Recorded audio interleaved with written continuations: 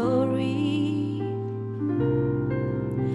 Because of who you are, I give you praise.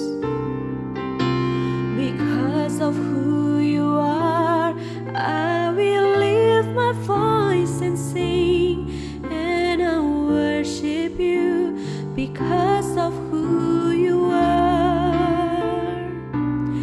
And I worship you because of who you are. Because of who you are, I give you glory. Because of who you are, I give you praise.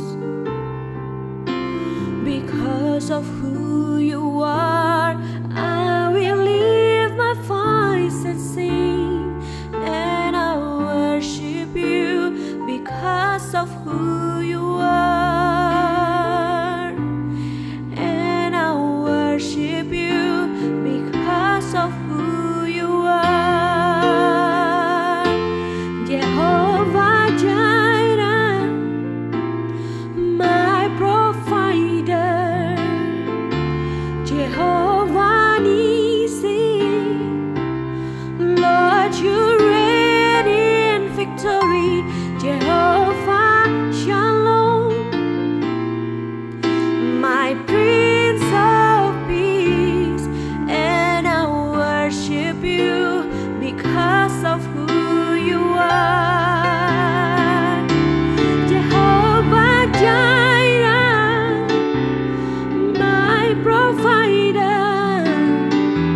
Jehovah Nissi, Lord, you reign in victory. Jehovah Shalom, my Prince of Peace, and I worship you because of who you are. And I worship you because of who you are. And I worship you because of who you are.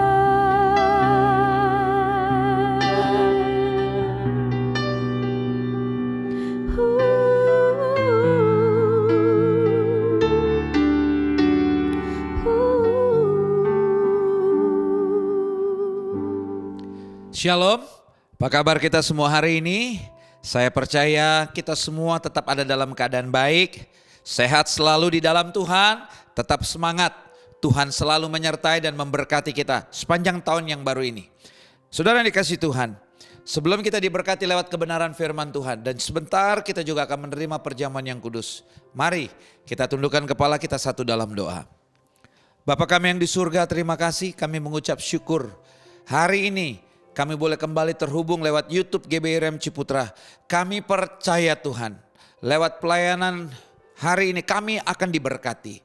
Karena firman Tuhanlah yang menjadi kekuatan kami. Firman Tuhan menjadi pegangan hidup kami. Firman Tuhan yang menjadi benteng hidup kami. Terima kasih, pakai hamba-Mu agar hamba boleh menyampaikan seluruh isi hatimu dengan baik dan benar seperti yang Tuhan mau. Dan lawat jamah sentuh kami dimanapun kami berada. Saat kami mendengarkan firman Tuhan, kami percaya ada mujizat yang terjadi dalam hidup kami. Berkati tim yang melayani juga hari ini. Dan sebentar kami juga akan menerima perjamuan yang kudus. Terima kasih ya Bapa. Kami percaya kembali kami akan diberkati lewat sakramen yang kudus. Terima kasih Tuhan Yesus. Kami siap untuk diberkati di dalam nama Tuhan Yesus Kristus. Haleluya. Amin. Baik, saudara yang dikasih Tuhan. Tema firman Tuhan hari ini, kenapa orang percaya ragu? Saya ulangi, temanya adalah kenapa orang percaya ragu. Saudara yang dikasih Tuhan, ternyata orang percaya bisa hidup dalam keraguan-raguan. Siapapun mereka, baik mereka seorang pendeta, pastor sekalipun, kita bisa ada dalam keraguan. Dan saya melihat ada dua hal. Apa yang bisa membuat kita hidup dalam keraguan-raguan? Yang pertama, masalah pribadi bisa membuat kita hidup dalam keraguan-raguan.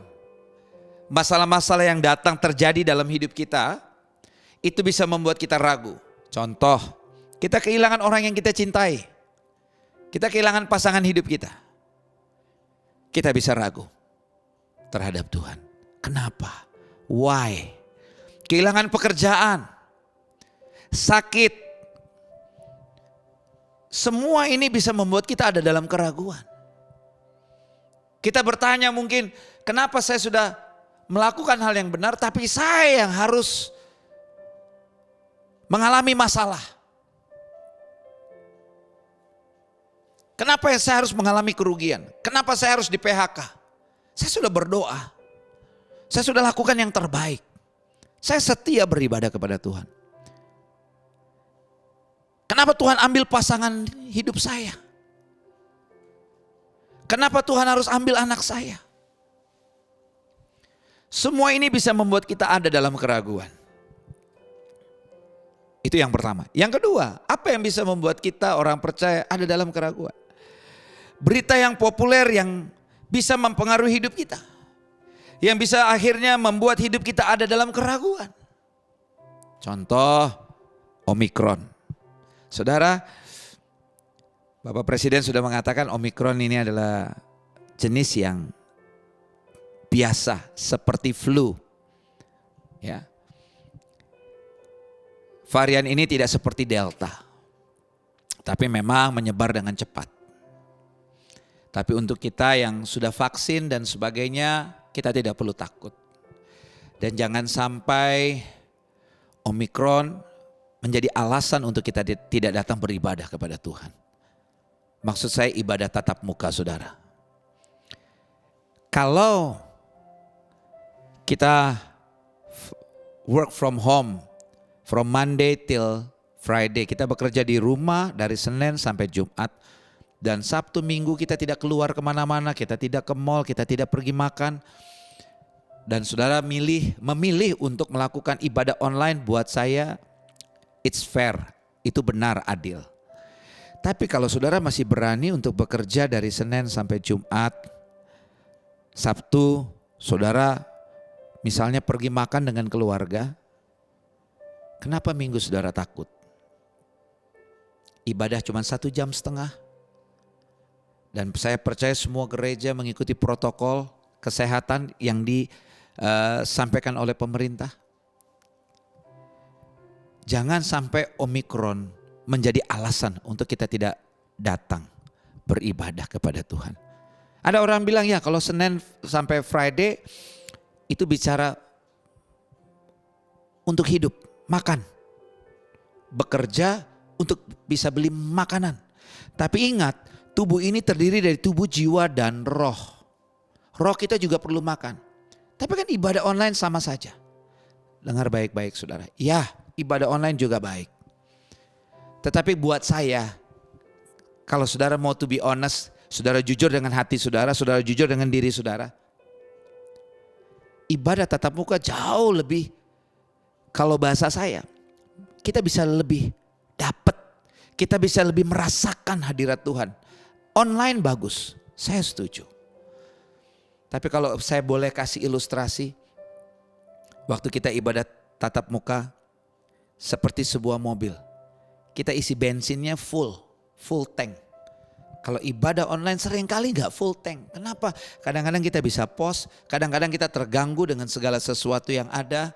Kita tiba-tiba bisa ibadah tanpa harus take a shower, mandi, sikat gigi, bahkan kita ikuti ibadah online sambil makan. Tapi saudara yang masih mengikuti ibadah dengan baik seperti fokus, saudara mandi terlebih dahulu, saudara ganti pakaian, saudara duduk manis, saudara waktu memuji berdiri, berdoa dengan sungguh-sungguh.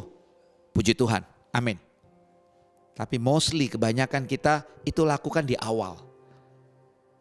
Tapi makin kesini ibadah online membuat kita lebih santai.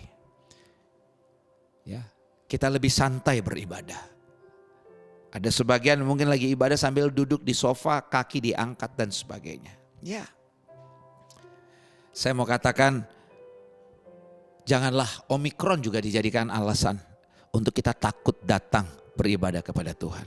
Pilihan di tangan kita, tapi selama kita mau mengikuti protokol yang ada, protokol kesehatan yang ada, saya percaya kita akan tetap baik.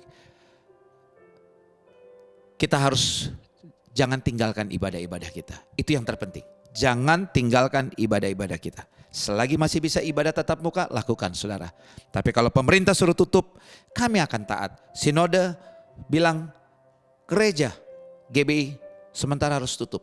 Kita juga akan taat karena mereka adalah pimpinan kita. Kembali lagi saudara, jangan sampai berita yang beredar, berita yang lagi populer dibicarakan ini membuat kita ada dalam keraguan. Itu yang terpenting. Jadi ada dua hal, masalah pribadi dan berita-berita yang kita dengar ini bisa membuat kita ada dalam keraguan-raguan. Tapi untuk menjadi ragu sebagai orang percaya, saya mau katakan begini, it's okay. Tidak masalah. Kalau saudara ragu hari ini, tidak masalah. Sekalipun saudara adalah seorang Kristen, sudah 30 tahun menjadi seorang percaya, orang Kristen. Dan hari ini saudara ada dalam keraguan, buat saya tidak masalah. It's okay. Kenapa? Karena ternyata seorang hamba Tuhan, pelayan Tuhan, Yohanes Pembaptis juga bisa mengalami yang namanya ragu. Dia bisa hidup dalam keraguan-raguan. Seorang penginjil yang hebat, seorang guru yang hebat. Ya, pelayanannya luar biasa, tapi dia juga ragu. Lihat Lukas 7 ayat 18 sampai dengan ayat yang ke-23, saya akan bacakan buat saudara. Ayat 18. Ketika Yohanes mendapat kabar tentang segala peristiwa itu dari murid-muridnya. Ayat 19. Ia memanggil 2 orang dari antaranya dan menyuruh mereka bertanya kepada Tuhan. Engkaukah yang akan datang itu atau haruskah kami menanti seorang yang lain? Ayatnya yang ke-20. Ketika kedua orang itu sampai kepada Yesus, mereka berkata, Yohanes Pembaptis menyuruh kami bertanya kepadamu, engkaukah yang akan datang itu atau haruskah kami menantikan seorang lain? Ayat 21 saudara. Pada saat itu Yesus menyembuhkan banyak orang dari segala penyakit dan penderitaan dan dari roh-roh jahat. Dan ia mengaruniakan penglihatan kepada banyak orang buta. Ayat 22. Dan Yesus menjawab mereka, menjawab murid-muridnya ini ya. Yesus menjawab mereka, pergilah dan katakanlah kepada Yohanes apa yang kamu lihat dan kamu dengar. Maaf. Dan Yesus menjawab mereka, pergilah dan katakanlah kepada Yohanes apa yang kamu lihat dan kamu dengar. Orang buta melihat, orang lumpuh berjalan, orang kusta menjadi tahir, orang tuli mendengar, orang mati dibangkitkan, dan kepada orang miskin diberitakan kabar baik. Ayat 23. Dan berbahagialah orang yang tidak menjadi kecewa dan menolak aku. Saudara dikasih Tuhan, Yohanes Pembaptis adalah seorang guru dan penginjil yang hebat. Dia sangat dikenal di provinsi Yudea pada abad ke-1 Masehi. Yang bahkan hidupnya kita tahu dicatat di dalam Alkitab. Riwayat hidup itu dicatat di dalam Alkitab. Dia adalah keturunan suku Lewi. Dia putra dari Elisabet, saudara sepupu Maria, ibu Yesus. Dan ayahnya Zakaria adalah seorang imam, saudara. Dengan kata lain, Yohanes ini adalah seorang hamba Tuhan yang luar biasa. Dia punya tugas adalah untuk memberikan jalan, buka jalan buat Yesus. Pelayanannya luar biasa. Saudara tahu, lewat pelayanan ada banyak orang bertobat. Dia dikenal sebagai Yohanes Pembaptis. Namanya juga Yohanes Pembaptis. Banyak orang ketika dia bicara tentang dosa, tentang keselamatan, pengampunan, banyak orang bertobat karena pelayanannya, karena khotbahnya, ceramahnya. Tapi ternyata seorang Yohanes Pembaptis juga ragu, apakah Yesus itu adalah Tuhan. Sampai dia harus menyuruh murid-muridnya untuk bertanya, apakah engkau, suruh bertanya kepada Tuhan Yesus, apa engkau orangnya atau kami harus menunggu seorang lain? Saudara yang dikasih Tuhan. Jadi kalau seorang percaya bisa hari ini ada dalam keraguan-raguan. Dia ragu dengan hidupnya. Dia ragu dengan masa depannya. Dia ragu dengan keyakinannya. Dengar baik-baik. Sekali lagi. It's okay. Tidak masalah. Tetapi yang terpenting adalah hari ini bagaimana kita mengatasi keraguan-raguan itu. Apa yang harus kita buat ketika hidup kita ada dalam keraguan-raguan? Kita belajar dari kisah cerita Yohanes Pembaptis. Ada dua hal, saudara. Bagaimana kita bisa mengatasi keraguan-raguan? Yang pertama, ayat 19. Jadi setelah Yohanes mendengar dari murid-murid tentang apa yang Yesus lakukan, bagaimana Tuhan Yesus telah banyak mujizat. Tetapi dia masih ragu. Ayat 19, ia memanggil 2 orang dari antaranya dan menyuruh mereka bertanya kepada Tuhan, engkaukah yang akan datang itu? Atau haruskah kami menantikan seorang lain?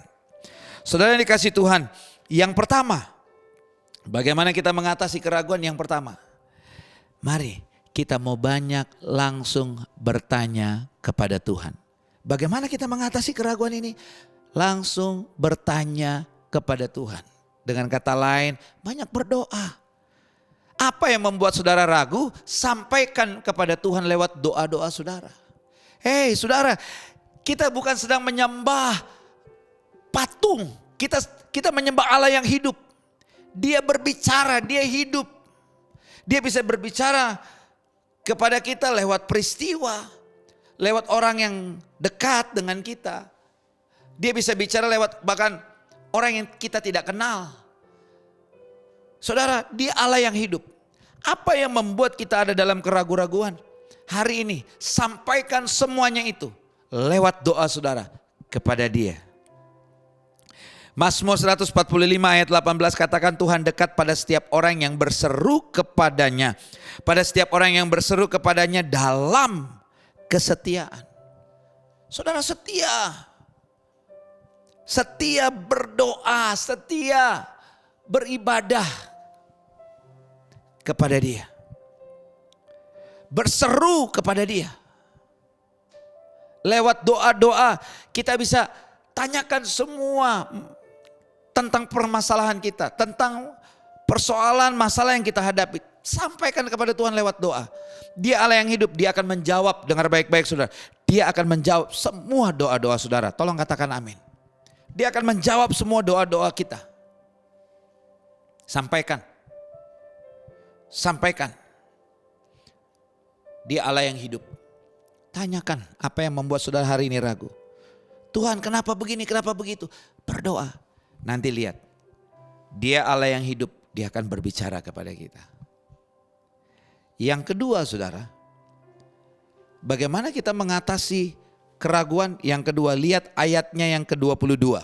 Yang kedua, lihat ayatnya yang ke-22. Dan Yesus menjawab mereka, pergilah dan katakanlah kepada Yohanes apa yang kamu lihat dan kamu dengar. Orang buta melihat, orang lumpuh berjalan, orang kusta menjadi tahir, orang tuli mendengar, orang mati dibangkitkan, dan orang miskin diberitakan kabar baik. Jadi yang kedua saudara, bagaimana kita mengatasi keraguan?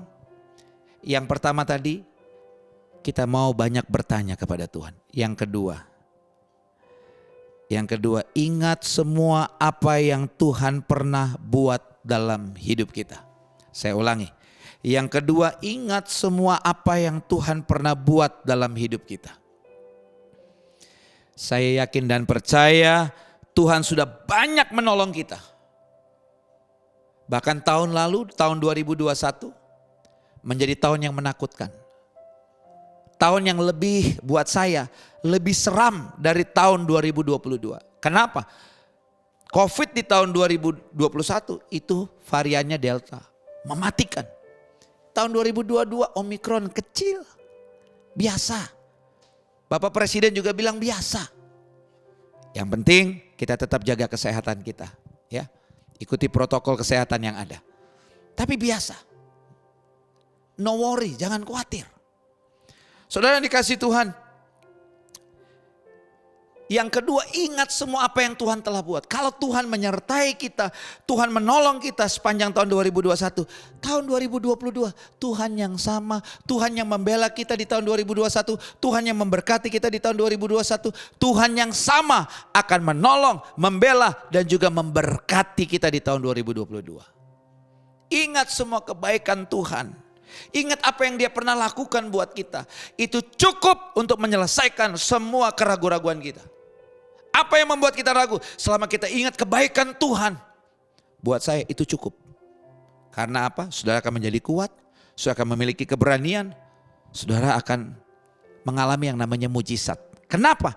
Karena ketika kita ingat semua apa yang Tuhan pernah lakukan buat dalam hidup kita, itu membuat kita menjadi berani. Berani artinya kita akan lebih berani memberikan ruang yang seluas-luasnya untuk Tuhan bekerja dalam hidup kita. Tapi kalau kita takut, kita sedang mempersempit ruang geraknya Tuhan. Itu kalimat yang saya selalu sampaikan. Kalau kita takut itu mempersempit. Jadi kalau kita hari ini ada dalam keraguan-raguan, sampaikan masalah kita lewat doa. Yang kedua, ingat semua apa yang Tuhan telah buat dalam hidup kita sampai detik ini, sampai di awal tahun ini. Filipi 4 ayat 8 katakan apa saudara? Jadi akhirnya saudara-saudara, semua yang benar, semua yang mulia, semua yang adil, semua yang suci, semua yang manis, semua yang sedap didengar, semua yang disebut kebajikan dan patut dipuji, pikirkanlah semuanya itu. Pikirkanlah semuanya itu. Artinya begini, kita punya Bapa yang baik. Firman Tuhan katakan kalau kita yang jahat tahu saja memberi pemberian yang baik kepada anak-anak kita, apalagi Bapa kita di surga. Dia Bapa yang baik akan selalu memberikan yang terbaik. Pikirkan semua yang baik itu. Apa yang Tuhan pernah buat dalam hidup kita. Pikirkanlah semuanya itu. Dan itu cukup untuk menyelesaikan semua keraguan-raguan yang ada. Ada orang bilang begini, Pak, kalau kita ragu itu berarti kita gak punya iman. Kan temanya begini, kenapa orang percaya ragu? Jadi artinya sekalipun kita orang percaya, punya iman, masih bisa ragu. Itu biasa.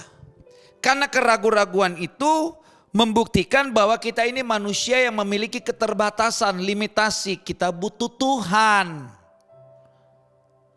Bukan berarti kita gak punya iman. Kalau Yohanes ragu, apakah Yohanes tidak punya iman, keyakinan? Yohanes Pembaptis ragu. Tapi apakah itu membuat Yohanes seorang yang tidak beriman? Tidak.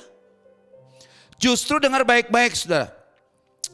Iman yang kita miliki itu adalah cara untuk kita menyelesaikan keraguan-raguan kita. Iman yang kita punya itu adalah alat untuk kita menyelesaikan keraguan-raguan kita. Apa yang membuat kita ragu hari ini? Dengan iman yang kita miliki, kita bisa selesaikan. Apa itu definisi iman? Iman definisinya adalah, iman adalah dasar dari segala sesuatu yang kita harapkan dan bukti dari segala sesuatu yang tidak kita lihat. Itu definisi iman. Kita percaya. Ya. Jadi kalau orang percaya itu ragu, bukan berarti dia tidak punya iman. Justru iman yang dia miliki itulah kita gunakan untuk menyelesaikan keraguan-raguan kita. Jadi saudara yang dikasihi Tuhan, bukan berarti kita gak punya iman. Kita sebagai orang percaya bisa ragu. Tapi ingat, sampaikan keraguan-raguan kita lewat doa. Karena kita punya iman, makanya kita berdoa. Sampaikan masalah pergumulan kita. Tuhan Bapa yang baik itu akan menjawab. Dia Allah yang hidup, kita tidak sedang menyembah patung. Dia akan berbicara kepada kita dan dia akan tolong kita. Dia akan buat mujizat dalam hidup kita. Karena doa orang benar bila dengan yakin didoakan sangat besar kuasanya. Sehingga kita tidak lagi hidup dalam keraguan-raguan. Yang kedua, ingat semua apa yang Tuhan telah buat. Karena kita tahu kalau Tuhan kemarin tolong, Tuhan yang sama hari ini juga akan menolong kita. Jadi, it's okay kalau hari ini saudara ragu. Tapi jangan biarkan kita terus ada dalam keraguan-raguan.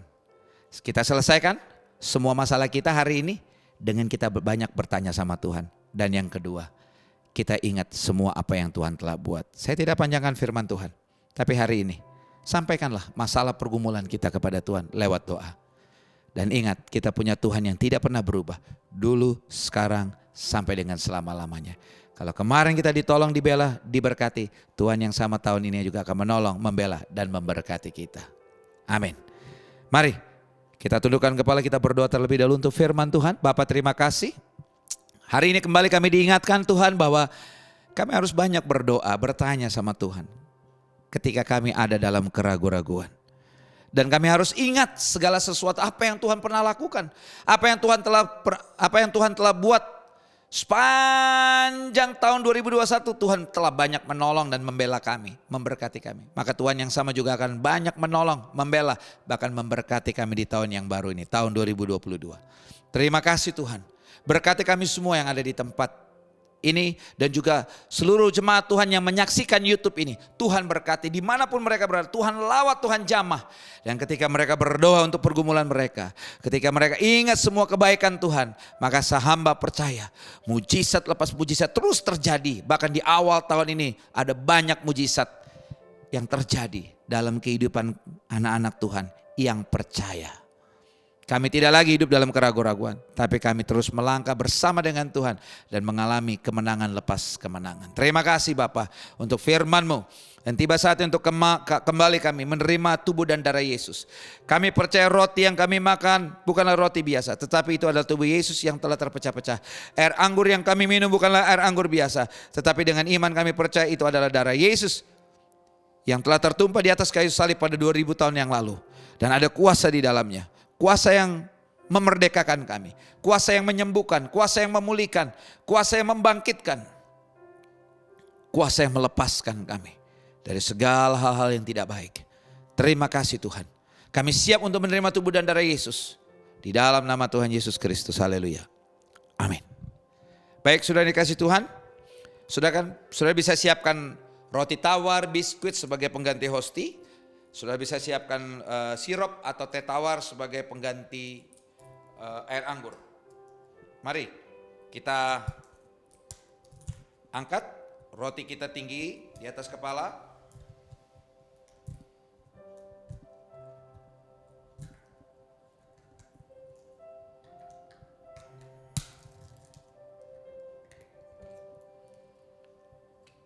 Kita angkat roti tinggi di atas kepala dan dengarkan firman Tuhan. Saya akan bacakan firman Tuhan yang terambil dalam 1 Korintus 11 ayat 23 dan 24.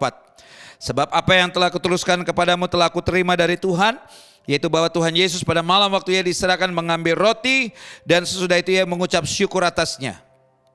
Ia memecah-mecahkannya dan berkata, inilah tubuhku yang diserahkan bagi kamu, perbuatlah ini menjadi peringatan akan aku. Bukankah roti ini adalah tubuh Yesus? Kita makan dengan iman dalam nama Tuhan Yesus Kristus.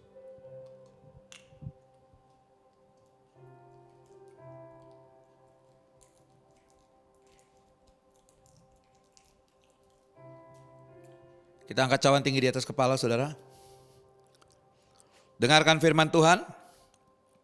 Ayatnya yang ke-25, 1 Korintus 11. Demikian juga ia mengambil cawan sudah makan lalu berkata, cawan ini adalah perjanjian baru yang dimateraikan oleh darahku. Perbuatlah ini setiap kali kamu meminumnya menjadi peringatan akan aku. Bukankah cawan ini adalah darah Yesus? Kita minum dengan iman di dalam nama Tuhan Yesus Kristus.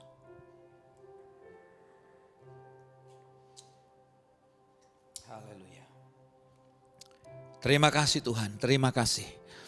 Kami percaya ketika kami menerima tubuh dan darah Yesus, kembali mujizat terjadi. Yang sakit disembuhkan, yang terikat dilepaskan, yang lemah dikuatkan. Yang punya masalah apapun, masalah pergumulan kami, Tuhan berikan jalan keluar. Karena Tuhan Yesus, Engkau mati untuk kutuk, kegagalan, kemiskinan, kehancuran, penyakit kami. Engkau bangkit pada hari yang ketiga untuk memberikan kemenangan, kemerdekaan, pengampunan, pemulihan, kesembuhan. Terima kasih Bapa, kami semua sudah diberkati lewat perjamuan kudus hari ini dalam nama Tuhan Yesus Kristus. Haleluya. Amin. Kita akan akhiri ibadah hari ini. Mari saudara dikasih Tuhan, arahkanlah mata hatimu dan angkatlah kedua belah tanganmu untuk menerima berkat. Dan katakan amin ketika sudah mendengar saudara diberkati, karena berkat itu datangnya dari atas, dari Tuhan untuk saudara. Karena itu katakanlah amin dengan iman. Sehingga berkat itu menjadi milik kita semua. Diberkatilah keluar masukmu, diberkatilah kesehatanmu, diberkatilah keluargamu, diberkatilah pekerjaan, usaha, toko dan keuanganmu. Apapun yang kau kerjakan, Tuhan akan membuatnya berhasil. Engkau naik bukannya turun, menjadi kepala bukan ekor. Kemanapun kakimu melangkah, berkat Tuhan menyertai. Apapun yang kau minta sepanjang tahun ini, Bapa yang baik tetap dan selalu memberikan yang terbaik. Karena itu sekarang, terimalah berkat-berkat yang luar biasa ini daripada Allah Bapa. Cinta kasih yang sempurna dari Tuhan kita Yesus Kristus, persekutuan dengan Roh Kudus yang menuntun, memimpin, menyertai kita mulai saat ini sampai selama-lamanya. Kita yang diberkati, mari sama-sama katakan amin. Tuhan memberkati, selamat hari Minggu.